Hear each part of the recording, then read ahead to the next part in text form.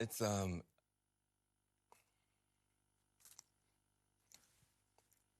it's easier to be a parent this morning. It's easier to be a dad. It's easier to tell your kids character matters. It matters. Telling the truth matters. Being a good person matters. And it's easier for a whole lot of people. If you're Muslim in this country, you don't have to worry if the president doesn't want you here. If you're an immigrant, you don't have to worry if the president's going to be happier to have babies snatched away or send dreamers back for no reason.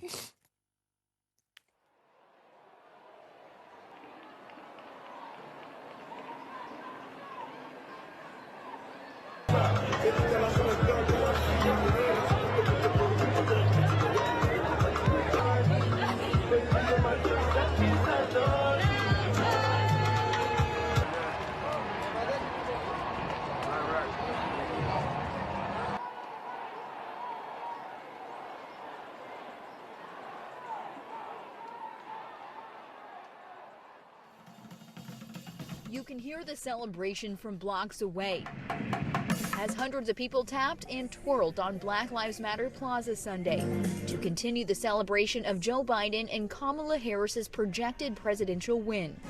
Danielle Parker says she finally has something to celebrate. And I'm just so excited for our country to come together, for my children, for my children's children. I'm just so excited. It was important to come down today because there's energy going on right now. Biden just won, you feel me? There's a lot of love going around. But despite the block party-esque celebration, there were some who weren't here to celebrate, standing in front of the White House fence with a sign that says this election is a fraud. But that didn't seem to put a damper on other people's spirits. That's great for me, great for her, great for all women of this wonderful country. And the dance party kept going anyway. We have never had this much division. And so for us to just come together as people, it's not about Republican, it's not about Democrat, it's about the American people. And we're just excited to be united again. As of tonight, there's no telling on when this party will end. In D.C., Colby Satterfield, WUSA 9. Folks have been... Joe with the Catholic Biden has always been a New World Order guy. The affirmative task we have now is to actually create a new world order. And we'll be faced with equally consequential decisions in the 21st century. Can a microscopic tag be implanted in a person's body to track his every movement? There's actual discussion about that. You will rule on that, mark my words, before your tenure is over. Can brain scans be used to determine whether a person is inclined toward criminality or violent behavior? You will rule on that. Americans are not letting Democrats off the hook for sky-high gasoline prices. A new ABC Ipsos poll finds 52% of Americans blame Democrats and their policies for the spike in gasoline prices, while nearly the same number of people blame President Biden. Joining me right now is Pennsylvania Senate candidate Kathy Barnett. She is an Armed Forces Reserves veteran. She is the author of the book, Nothing to Lose, Everything to Gain, Being Black and Conservative in America. Kathy, great to have you today. Thanks very much. Let me start there on your book. Tell me why you why you wrote this book about being black and conservative in America. You are making a point here. Yes, listen, I mean, I wanted to write that book because I needed to. It's my journey off a pig farm. I grew up in dire straits. I grew up in a home with no installation, no running water, an outhouse in the back, and a well on the side. And yet no one ever told me that I was a victim. No one ever looked at me and said, Kathy, all the odds are against you. You're black, you're a woman, you're poor, you might as well give it up. And because no one ever told me that, they had many reasons to decry victimhood if they wanted to, but no one, I don't recall one time anyone ever saying that to me. And as a result, I've been able, my husband and I, to claw my way from underneath the rock and create a different narrative for myself and for my family. But that America that allowed me to do that is about to come to a close for the very reason you just opened up this segment on. Democrats are destroying this country. And it's not just Democrats, but right now they're at the helm of things and they can change everything tomorrow if they wanted to. But in order to do that, they would have to admit everything they've ever said and done has been a complete failure. And what are the odds of them doing that? Yeah, I mean, it reminds me of when Joe Biden was giving that interview to Charlemagne and said, look, if you don't agree with me, you ain't black. I mean, why is this narrative of, African Americans have to always vote Democrat and that the Democrats are supposed to be so great for the black community when, in fact, we don't see much progress over these policies when they've been in control? What have they done? Absolutely. Absolutely. And during 2020, when we had all of the Black Lives Matter rallies that were going on all across the nation, here in Montgomery County, where I live, it's the second wealthiest county in the state of Pennsylvania. And yet where Black people primarily live in this county, they're living 35% below the poverty level. And of course, Black Lives Matter would never invite me to come and speak. So I just started showing up, walking up on the stage, taking the mic and saying, what are you going to do about it? I'm Black. And I would begin to speak to roughly 600 Black people standing there, and I would ask them that exact same question. We have been Democrats' most loyal constituents for the past 59 years now, ever since Lyndon B. Johnson came up with his Great Society idea.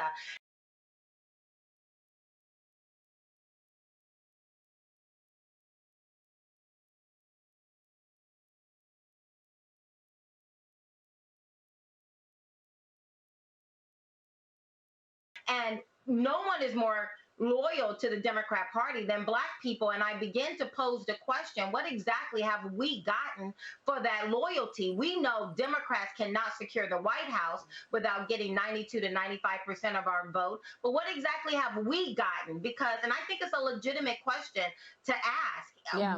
I mean, they get the White House, but we get poor schools, unsafe streets. Instead of getting the police when we dial 911, they now want to send social workers. And Black people are not special little unicorns. We recognize it. Day-to-day reality for Black folks hasn't improved. In fact, because of inflation and other things, gotten worse.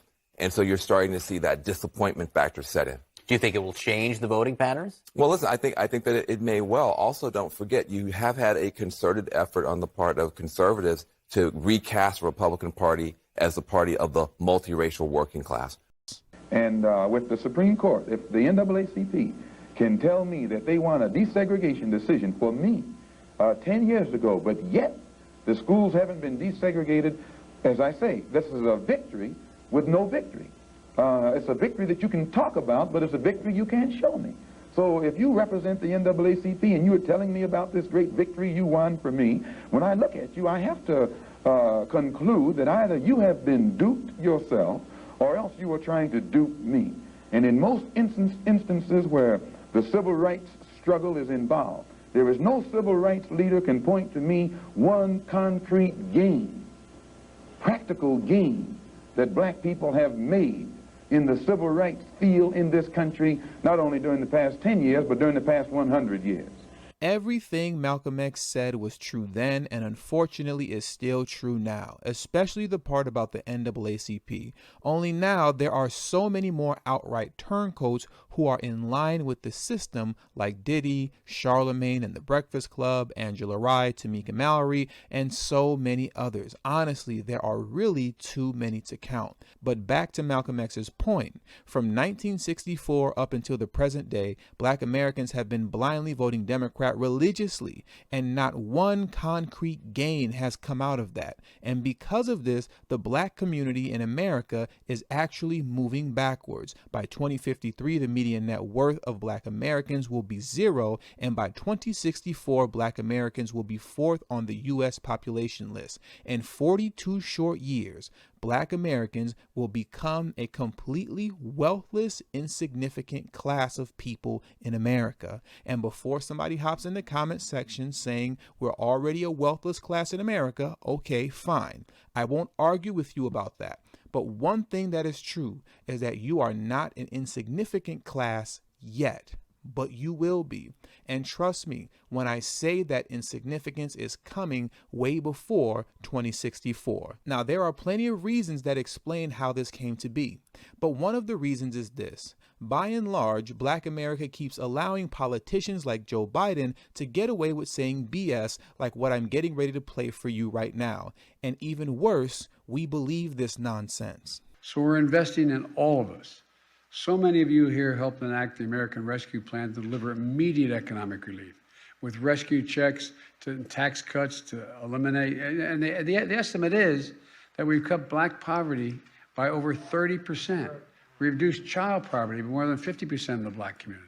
That was a clear-cut example of a victory with no victory, a victory that you can talk about, but a victory that you can't show me. The Democrats are really good at playing the game of selling Black Americans on victories that they cannot show you, because these are victories that only exist on paper, but in the real world, in everyday life, it's non-existent. Now, before I expose this for being the meaningless victory that it is, what I would like to do is show you that the Democrats have been running this game on you for quite some time now. This con game of lifting Black Americans out of poverty was even played by Obama. Obama was in office for 8 years. In the first 2 years of his first term, the Democrats controlled the White House, Congress, and the Senate. And in that 8 years, I can tell you about the concrete gains that he delivered to the LGBTQ community, the Hispanic community by way of DACA. He paid $12 million in reparations to the Jewish community. He even signed a Blue Lives Matter law for the police. But the one thing Obama apologists can't show you are the concrete, meaningful pieces of legislation that he signed exclusively for Black America, the way he did for every other group. Now, back in 2020, when Obama was on The Breakfast Club, he was asked about the criticisms of him not doing anything for the Black community, and this is what he had to say. By the time I left office, you had seen 3 million African Americans that have health care that didn't have it before. You had seen the incarceration rate, the number of Black folks in prison, drop for the first time in years. You had seen the juvenile correction system, 30% fewer people in there. You had seen Black poverty to its lowest level since 1968. You had seen Black businesses rise. You had seen Black income go up. Black poverty dropped faster than everybody else. Black incomes went up more than a lot of other folks. The issue is we didn't go around advertising that because, once again, the goal here is to build coalitions where everybody is getting something so they feel like they have a stake in it. But a lot of my policies were targeted toward people most in need. Those folks are disproportionately African American. With all of this record-breaking drop in poverty that we haven't seen this low since 1968, and all of the rising Black businesses and rising Black incomes that happened under Obama's watch, you would have thought that he closed the racial wealth gap. But he didn't. He didn't even make a dent, not even a scratch. No changes were made at all because Black Americans are still economically on a downward trajectory to zero in median wealth income by 2053. But everything he said sure sounded good, didn't it?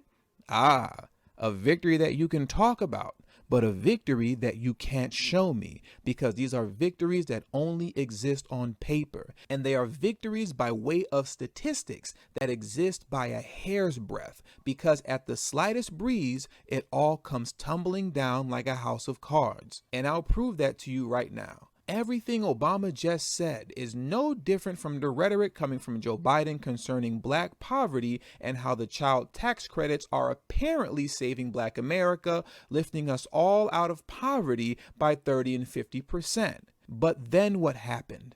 That breeze came. And when the deck of cards fell, now all of a sudden, 3.7 million children plunged into poverty after child tax credit expired. And all of that happened in 1 month. The debate over child tax credits last year was mired in politics. What trade-offs could convince centrist holdouts to back the program? What could its lapse mean for President Joe Biden's Build Back Better agenda? Often missing from the conversation was how the program's expiration would affect families who rely on the monthly income. 2 months later, we have that perspective, and it's grim. About 3.7 million more children live below the poverty line relative to December after the program's termination at the end of 2021, according to a new study by Columbia University Center on Poverty and Social Policy. Child poverty rose from 12.1% in December to 17% in January of 2022, the highest rate since the end of 2020.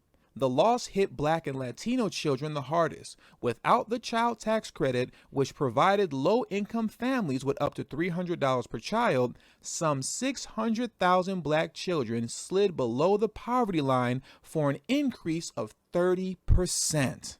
So in a matter of 1 month, Black child poverty increased by 30%.